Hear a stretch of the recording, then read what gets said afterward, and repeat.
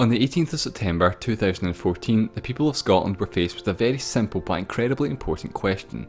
Should Scotland be an independent country? This is the United Kingdom, comprised of Scotland, England, Wales and Northern Ireland. Scotland is a country and has been for centuries, but it's not an independent country because it's part of the sovereign state of the United Kingdom.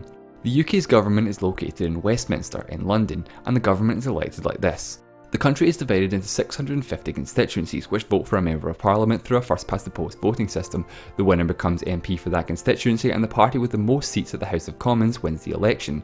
Although it must win by an outright majority, i.e. have more seats than all other parties combined. This didn't happen in the last election in 2010, which was known as a hung parliament. On this occasion, the Conservatives and Liberal Democrats formed a coalition government with David Cameron as Prime Minister and Nick Clegg as Deputy Prime Minister. So despite only winning one constituency in Scotland, the Tories were in power.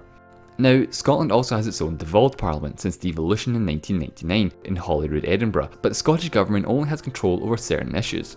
In the 2011 Scottish election, the Scottish Nationalist Party won a clear majority, with leader Alex Salmond as First Minister of Scotland.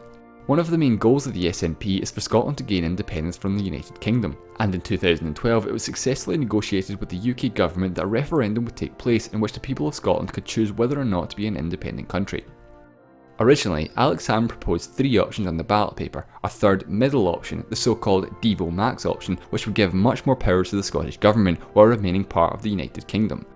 At this point, opinion polls showed that those who wanted independence were in a small minority, and perhaps overly confident of a no vote, David Cameron insisted that it would be a simple yes-no vote. So with the question and date set, the campaigning begun. Campaigning for a yes vote was obviously First Minister and SNP leader Alex Salmond, as well as his campaign Yes Scotland. Campaigning for a no thanks vote was the Better Together campaign, started by Labour MP Alistair Darling. There were many televised debates, especially in the few months leading up to the vote. I'll take a look at some of the key issues that were discussed. Without doubt, the main issue that was talked about: currency. What currency would an independent Scotland use? Currently, the whole of the UK uses the pound sterling, and Alex Salmond's proposal was for Scotland to continue using the pound and enter into a currency union with the rest of the UK using the Bank of England as their central bank. However, all three main UK party leaders, all of whom are opposed to independence, said that there would be no currency union in the event of a yes vote. Alex Salmond, however, seemed undeterred by this, believing it to be a scare tactic from the no campaign, and in the event of a yes vote, the UK would negotiate a currency union, saying it would be beneficial to both given their import-export relationship. He also said that if the UK were unwilling to share the UK's financial assets, i.e. the Bank of England, then Scotland would have no legal liability to their share of the UK national debt, at a cost of around £100 billion to the rest of the UK. Alistair Darling replied to this by saying this was a terrible thing for Alex Salmond to say, as this would be considered by the international community as Scotland defaulting on their debt, making them an untrustworthy nation and no one would lend to them in the future. The National Health Service was another hotly debated issue. Scotland's branch of the NHS is already independent through devolution, so Yes Scotland said that nothing would change and that healthcare would remain free at the point of use in an independent Scotland. Alex Salmond often mentioned the fact that sections of the NHS in England were being privatised, and this could have a knock-on effect to Scotland's NHS budget. The No campaign said that Scotland would be unable to maintain their current level of spending without the UK, and just days before the vote, documents leaked to the media showed a £400 million gap in Scotland's NHS budget. North Sea oil was another issue at the forefront of the independence discussion. Scotland would be entitled to 91% of the UK's oil and gas fields, given their geographic locations. But there were disagreements about how much there is and how long it will last. Alex Salmond said North Sea oil would make up about 15% of an independent Scotland's tax revenues. However, oil production has been in decline since its peak in the late 90s, and many have warned about such reliance on a volatile commodity such as oil. Trident was a controversial topic of debate, that is, the nuclear weapons located at Fastlane in Scotland. Alex Salmond wants rid of these weapons of mass destruction, as he calls them, for moral and financial reasons. Trident already cost the UK government £2 billion per year, about 5% of the total defence budget, and the government is looking to replace them, which could cost about £100 billion over the next 40 years. But moving Trident would have been extremely expensive and may not have been possible until the year 2028, given that there's nowhere to move the nuclear missiles to at this point. Some have criticised Alex Salmond for saying he was morally against Trident, yet wanted Scotland to join NATO. Tax and public spending is a source of much disagreement between the campaigns. Does Scotland benefit or suffer from being part of the UK? Better Together predicted that in the long run, Scotland would be £1,400 per person worse off independent, but the Yes campaign said Scotland would be £1,000 better off.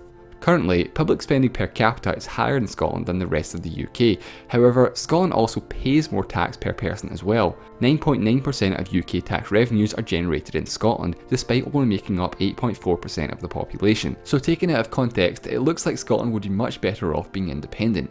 If spending and tax remained the same, every person in Scotland would be nearly £500 better off. But with context, things are much less clear-cut.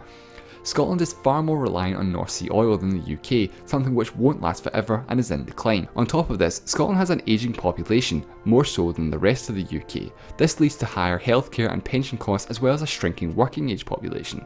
European Union membership is again an issue that caused much disagreement. Alex Salmond wanted Scotland to join the EU and thought membership would be a simple process, given that Scotland has already been a member of the EU for many years, albeit as part of the UK. However, many believe that EU membership would have been a very difficult process, may have taken several years or may not have happened at all. In fact, the President of the European Commission said it would be extremely difficult, if not impossible, for an independent Scotland to gain EU membership, given that it requires a unanimous agreement from all member states, and many have argued that Spain would not support Scotland's membership because of the situation in Catalonia. Alex Salmond's vision for an independent Scotland were laid out in his 650-page white paper entitled Scotland's Future. Independence would not have been immediate. He planned for an 18-month negotiation period between Scotland and the UK. Just a week or so before the people were to have their vote, David Cameron offered the third option originally suggested by Alex Salmond, the Devo Max option, perhaps panicking that a yes vote may actually happen, as opinion polls had significantly tightened to a near 50-50 split. But it was too little too late, said the Yes campaign, and the yes-no vote remained unchanged. Just 2 days before the vote, all three main UK party leaders made a vow to give Scotland more powers in the event of a no vote, and that a vote for no was not a vote for no change. So the referendum day came and went, and with a record-breaking 85% turnout, the people of Scotland voted no, with 55% voting in favour of staying part of the United Kingdom. Just hours after the result was released, Alex Salmond informed the media of his intention to resign as First Minister, stating that his time was nearly over. But for Scotland, the campaign continues, and the dream shall never die.